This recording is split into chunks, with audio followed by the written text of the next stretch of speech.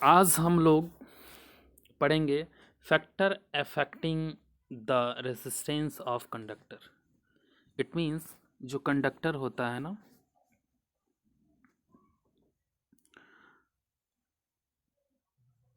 जो कंडक्टर होता है उसमें जो रेसिस्टेंस होता है उसको कौन कौन ऐसे फैक्टर हैं जो अफेक्टेड करते हैं, यानी उसका प्रभाव रेसिस्टेंस पे पड़ता है। तो फर्स्ट में आपको देखना है लेंथ का पड़ता है, ठीक है। सेकेंड में क्रॉस सेक्शन एरिया होता है, और थर्ड में आपको नेचर ऑफ मटेरियल। अच्छा, नेचर ऑफ मटेरियल्स का मतलब ये हुआ कि जो पर्टिकुलर जो आप यूज़ कर रहे हो मटेरियल्स, जैसे वायर हो गया या कंडक्टर्स हो गया, तो कंडक्टर का जो मटेरियल्स है क्या चीज़ से मिलकर के बना है, इसकी बात हो रही है। उसके बाद टेम्परेचर, मतलब जो कंडक्टर है या जो वायर है उसका क्या आपको टेम्परेचर है, ठीक है। तो फर्स्ट में हम लोग क्या करेंगे, एक एक करके अब इसको थोड़ा सा ब्रीफ स्टडी करने का प्रयास करते हैं, ठीक है। तो फर्स्ट में आपको दे रखा है ये effect of length of the conductor, कि किसी भी कंडक्टर के जो लेंथ होता है ना उसका क्या प्रभाव पड़ता है रेसिस्टेंस में, ठीक है। तो the resistance of the conductor is directly proportion to its length. समझिएगा इस चीज़ को, मतलब जैसे किसी भी किसी भी कंडक्टर का जो लेंथ होता है ना वो डायरेक्टली प्रोपोर्शन होता है रेसिस्टेंस का, या हम इसको ऐसे बोल सकते हैं कि resistance directly proportion to L होता है, ओके। उसके बाद हम लोग को ये जान लेना ज़रूरी है कि अगर हम लोग क्या करते हैं, जैसे कोई वायर है, ठीक है, उसकी लेंथ को डबल कर देते हैं, ठीक है, तो उसका रेसिस्टेंस भी डबल हो जाएगा, ठीक है ना। फिर उसी प्रकार यदि किसी वायर का जो लेंथ है, कोई वायर है उसका लेंथ को अगर हम लोग आधा कर देते हैं तो उसका रेसिस्टेंस भी आपको हाफ हो जाएगा, मतलब आधा हो जाएगा, ठीक है। उसके बाद नेक्स्ट जानना है हम लोग को number 2, effect of area, effect of area of effect of area, एक second, effect of area of cross section of the conductor. Cross section हम पीछे आप लोगों को बता चुके हैं कि क्या होता है। जैसे ये कोई वायर हो गया, ठीक है, इसका ये वाला पार्ट होता है ना, इसी को हम लोग क्रॉस सेक्शन बोलते हैं, ठीक है। या हम ऐसे भी बताए थे कि कोई वायर है, इसको कट कर दीजिए और यहाँ पे जो एरिया बनेगा ना उसका, जिसमें बेसिकली जो मेटल होता है ना, जो उसके कवर होता है, कवर वाला पार्ट को जब काटिएगा तो उस एरिया की बात हो रही है, ठीक है। तो ये बताता है आपको जो रेसिस्टेंस होता है ना कंडक्टर का वो इन्वर्सली प्रोपोर्शन होता है आपको क्रॉस सेक्शन एरिया का। इसका मतलब क्या हुआ कि अगर आप क्या करते हैं, किसी भी वायर का क्रॉस सेक्शन एरिया को बढ़ा देते हैं तो रेसिस्टेंस ऑटोमेटिक कम हो जाएगा, आर क्या हो जाएगा आपको कम हो जाएगा अगर आप एरिया को बढ़ा रहे हैं। इसको हम लोग इन्वर्सली प्रोपोर्शन बोलते हैं, या इसको आप ऐसे लिख सकते हो आर इन्वर्सली प्रोपोर्शन 1/a, ठीक है। अगर हम लोग किसी चीज़ का बट्टा में कर देते हैं तो उसको इन्वर्सली बोलते हैं, ठीक है ना। फिर हम लोग जान लेते हैं कुछ इसमें पॉइंट्स, जैसे अगर हम क्या करते हैं, किसी वायर का जो क्रॉस सेक्शन एरिया है ना, ठीक है, उसको अगर डबल कर लेते हैं हम तो क्या होगा, इसका रेसिस्टेंस हाफ होगा, ठीक है। क्रॉस सेक्शन एरिया को डबल करेंगे तो रेसिस्टेंस हाफ हो जाएगा, क्योंकि ये इन्वर्सली प्रोपोर्शन होता है, ठीक है।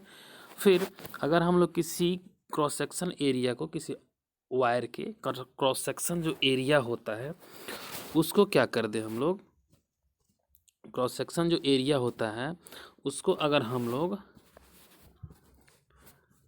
हाफ कर देते हैं तो क्रॉस सेक्शन एरिया हाफ हुआ, इट मीन्स उसका जो रेसिस्टेंस होगा वो डबल हो जाएगा। ठीक है, नंबर 2 पॉइंट आप लोगों को समझ में आ गई खूब अच्छे से। नेक्स्ट हम लोग आगे बढ़ेंगे।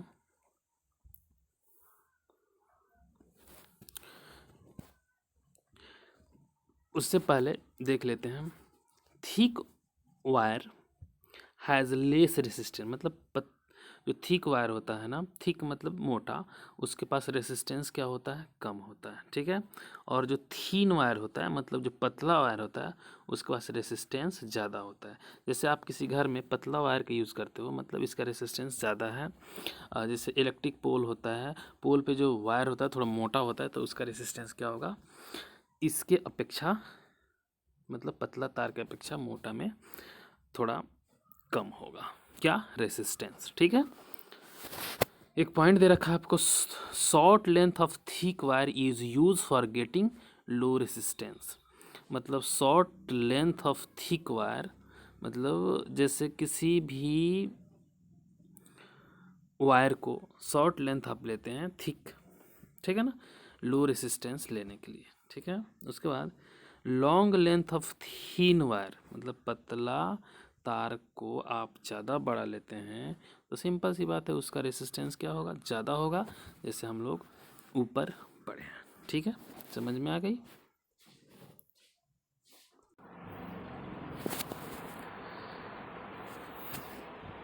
एक टर्म हम लोगों को इसमें मिला है, थिकनेस, और एक होता है थिननेस। थिक मतलब होता है मोटाई, ठीक है, और थीन मतलब क्या होता है,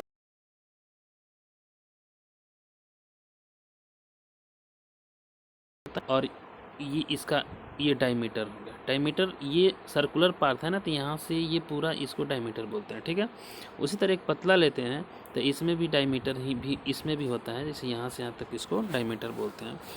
तो वही बोल रखा है यहाँ पे,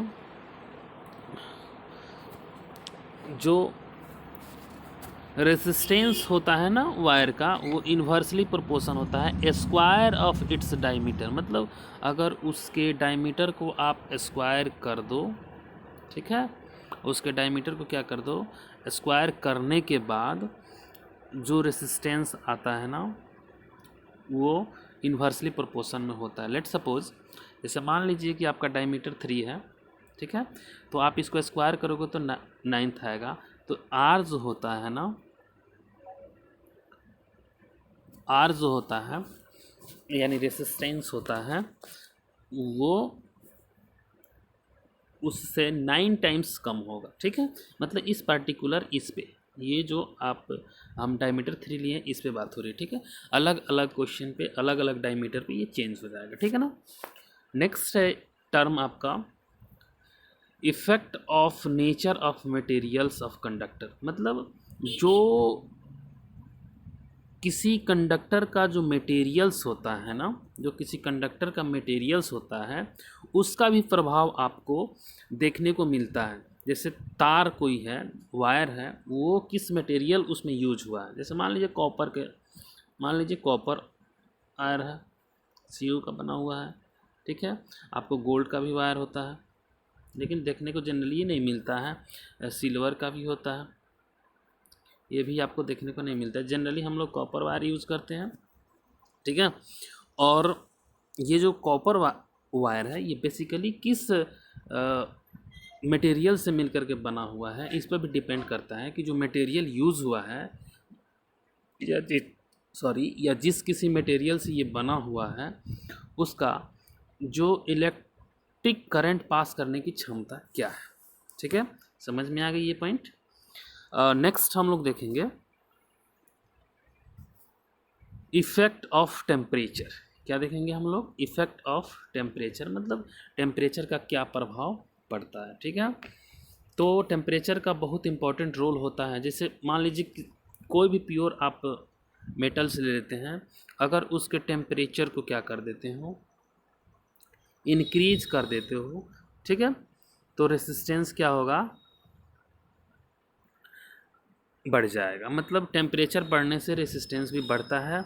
और उसी प्रकार अगर आप डिक्रीज कर देते हो किसी भी चीज़ के मतलब किसी भी वायर के टेम्परेचर का, तो उसका रेसिस्टेंस भी क्या हो जाएगा, बढ़ जाएगा। सॉरी, अगर घटाते हो तो घटेगा और बढ़ाते हो तो बढ़ जाएगा। वहीं बोल रखा है the resistance of all pure metals increases on raising the temperature and decreases on losing the temperature. It means अगर किसी प्योर मेटल का जो सब वायर है उसके रेसिस्टेंस बढ़ जाएगा अगर टेम्परेचर बढ़ाते हैं, और उसका रेसिस्टेंस घट जाएगा यदि उसका आप टेम्परेचर घटाते हैं।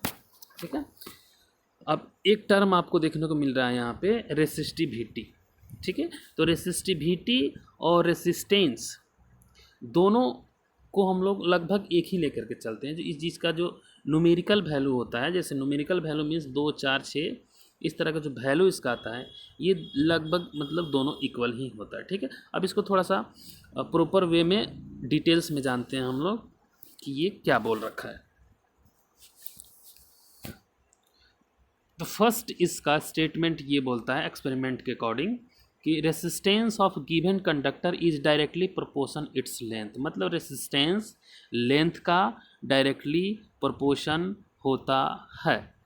ठीक है, यानी आर डायरेक्टली प्रोपोर्शन एल। ठीक है, फिर सेकेंड स्टेटमेंट क्या बोल रखा है, the resistance of given conductor is inversely proportion it's cross section area. मतलब जो रेसिस्टेंस होता है वो क्रॉस सेक्शन एरिया का इन्वर्सली होता है। अच्छा देखिए, यहाँ पे प्रोपोर्शन का भी सिंबल वही है, इन्वर्सली इसको क्यों बोल रहे हैं, क्योंकि 1/, में लिख दिया ना, यहाँ पे 1/, में लिख दिया गया है, इसलिए हम लोग इसको इन्वर्सली बोलेंगे। ठीक है, अब हम लोग क्या करेंगे, ये तो फर्स्ट इक्वेशन हो गया, ये सेकेंड इक्वेशन हो गया। फर्स्ट और सेकेंड इक्वेशन को एक साथ कंबाइन करके एक रिलेशन निकालेंगे। ठीक है, जो इस प्रकार रिलेशन देगा आपको, रिलेशन आपको इस प्रकार देगा कि R inversely proportion cross section area, R मतलब resistance, inversely proportion cross section area. फिर अगर हम लोग यहाँ से प्रोपोर्शन सिंबल को हटाते हैं, ये वाला जो प्रोपोर्शन सिंबल है आपको, इसको अगर हम लोग हटाएंगे तो एक कांस्टेंट लेना पड़ता है। अब ये कांस्टेंट अलग अलग होता है अलग अलग टाइम पे, जो हम लोगों का एक्सपेरिमेंटल जिस किसी ने भी इसका एक्सपेरिमेंट किया उसने ले लिया। तो ये एक सिंबल यहाँ पे ऐसे उल्टा पीक टाइप करके यूज हुआ है, इसको हम लोग रो बोलते हैं। क्या बोलते हैं, रो। ठीक है, तो R equal to rho into L by A. मतलब देखिए, ये आर प्रोपोर्शन है यहाँ पे एल के, आर इन्वर्सली प्रोपोर्शन है एक है, इसको एक साथ लिए, मतलब आर इन्वर्सली प्रोपोर्शन। ठीक है, 1/, एरिया का भी है और फिर उसी तरह लेंथ का भी है।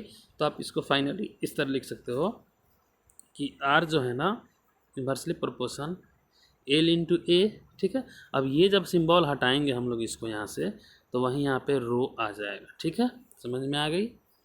आगे हम लोग चलते हैं,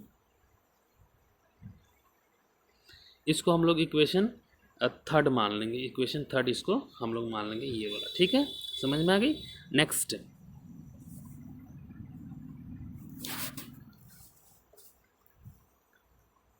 अब यहाँ से हम लोग इक्वेशन थर्ड को ही हम लोग लेते हैं, इक्वेशन थर्ड को लेंगे। और इक्वेशन थर्ड आपको पता है ये वाला इक्वेशन है।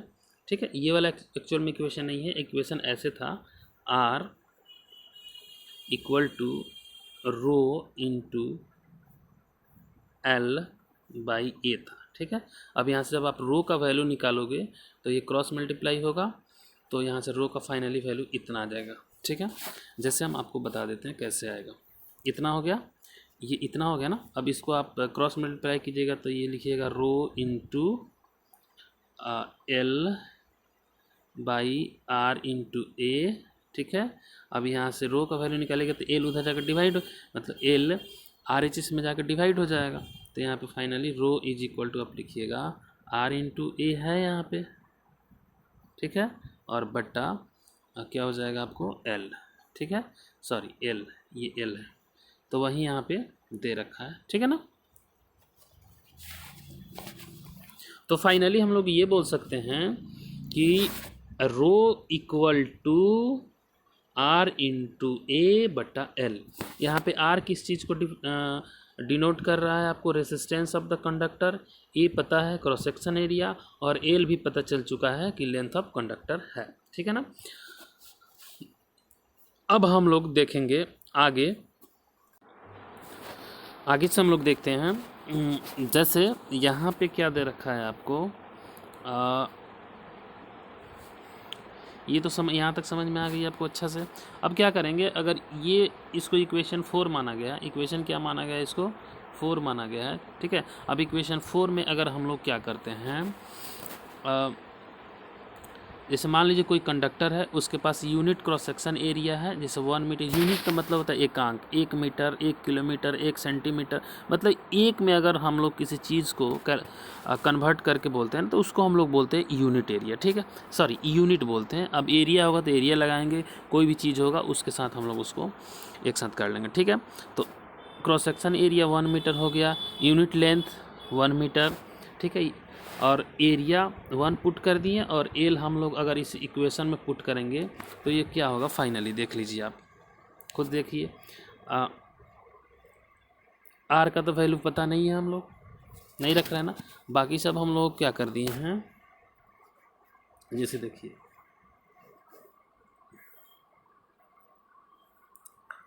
यहाँ पे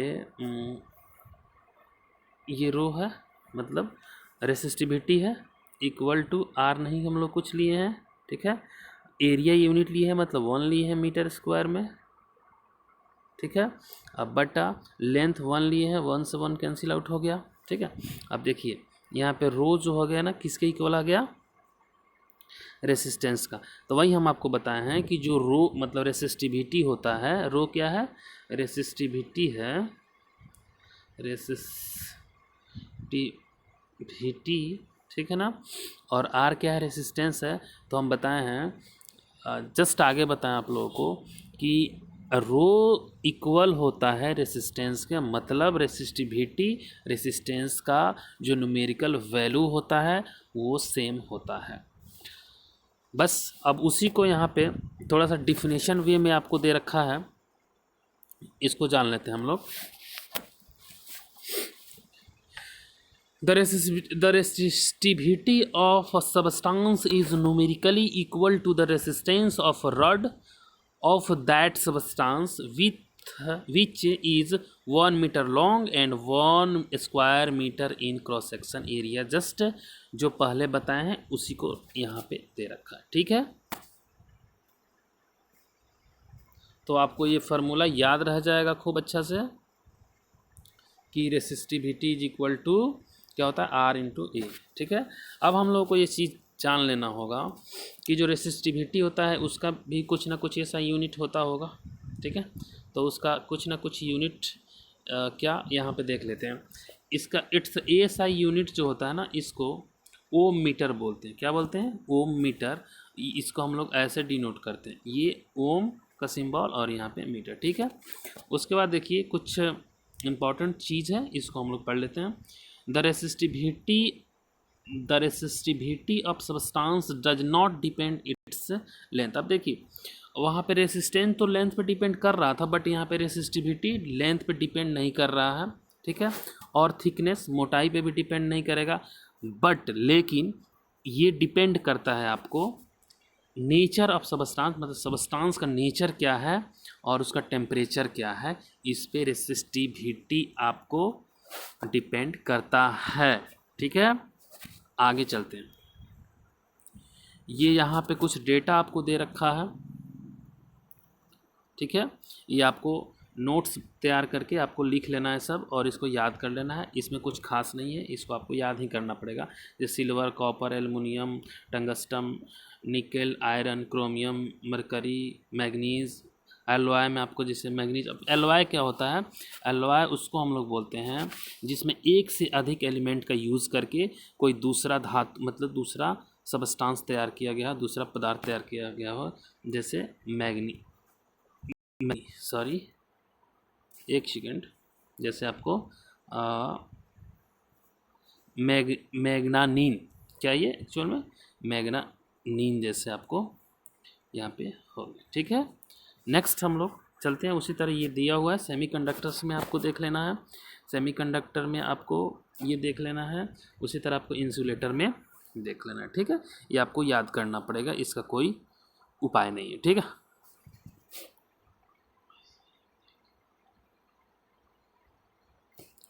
अब उपयुक्त डेटा को हम लोग देख कर के ये बोल सकते हैं, ठीक है, कि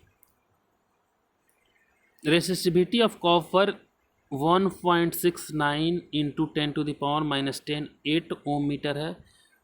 we mean that if we take a rod of copper metals 1 meter long 1 square meter in area cross section, then its resistance will be इतना ओम्स। अगर 1 ले ले तो उसका न्यूमेरिकल वैल्यू क्या हो जाएगा, रेसिस्टेंस के इक्वल होगा। किसका, रेसिस्टिविटी का, जो पहले भी हम लोग इसको पढ़े हैं, ठीक है।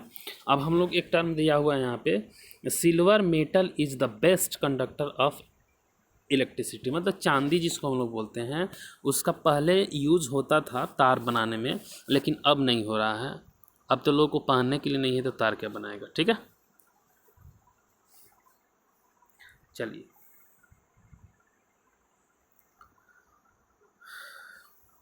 जनरली हम लोग क्या करते हैं, जो यूज़ करते हैं ना, जनरली जो हम लोग यूज़ करते हैं वायर बनाने में, क्या चीज़ का यूज़ करते हैं, कॉपर और एल्युमिनियम का वायर का यूज़ करते हैं, ठीक है।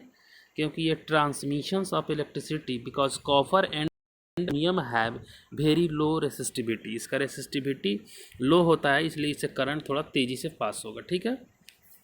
उसके बाद resistivity of alloy are much more higher than those of the pure metal, मतलब जिस प्योर मेटल से एलॉय मिल करके बना हुआ है, उससे एलॉय का जो रेसिस्टिविटी होता है ज़्यादा होता है, ठीक है। मतलब इसमें रुकावट कुछ ज़्यादा होता होगा, ठीक है।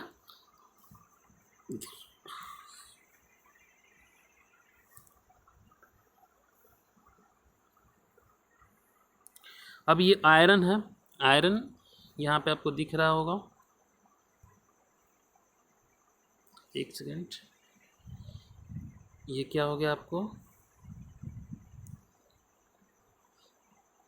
यहाँ पे आप लोगों को दिख रहा होगा, ये आयरन है।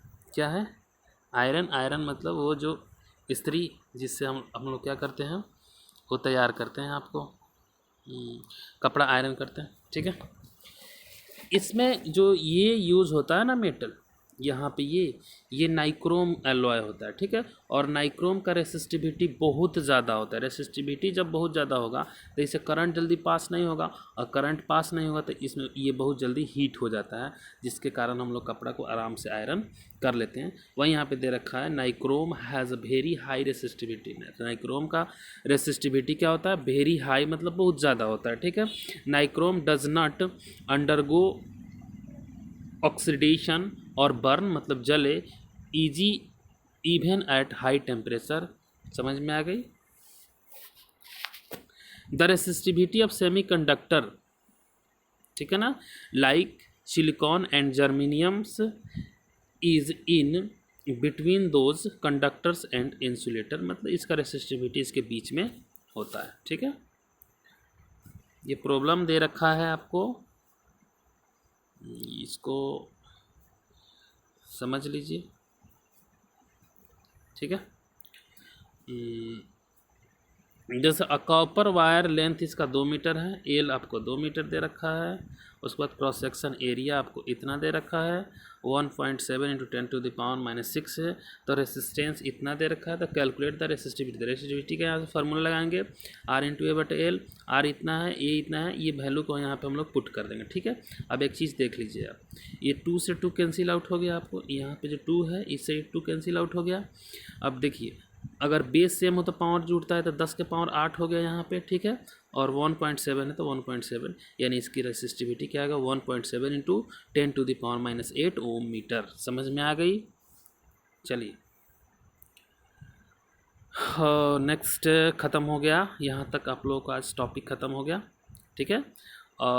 कल यानी आगे से हम लोग क्या पढ़ेंगे, मोस्ट इम्पॉर्टेंट थिंग्स, जिसको हम लोग क्या बोलते हैं, कम्बिनेशन ऑफ रेसिस्टेंस। इसके बारे में हम लोग कल एकदम डिटेल्स में चर्चा करेंगे। ओके।